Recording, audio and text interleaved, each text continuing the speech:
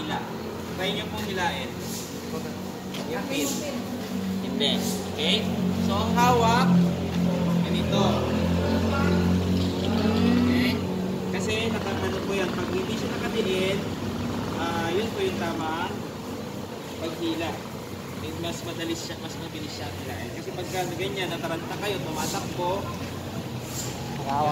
meron minsan, nasisira nila yung pin. Pag nasira nyo yung pin, wala na, nakalak na.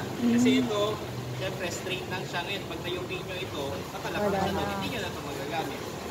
Okay? So, pagka-pull, aim, dito po ang hawak, hindi dito.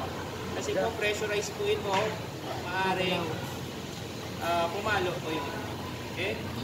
Then, squeeze, and then, sweep side to side. Okay? Sa demo natin, ang gamit natin na medium ay tubig, gasolina, at diesel.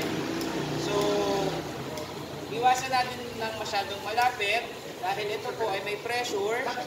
Kapag nilapitan nyo po ito, maaaring bumalik sa inyo yung apoy natin. Okay? Kasi nga, ang medium na gamit natin ay hindi naman yung mga kahoy, hindi naman yung ano, kundi tubig siya. Okay? So kahit yung ibang distansya na lang po, okay lang po yan. Basta patay niya yung apoy. Okay? Nasa labas naman, i-consider natin yung hangin. So kung pupunta dito yung hangin, saan kayo pupesto? Sa kabila. Sa kabila. Para yung chemical, sa dulo. Okay? Kung pag ano yung hangin, dito kayo. Okay?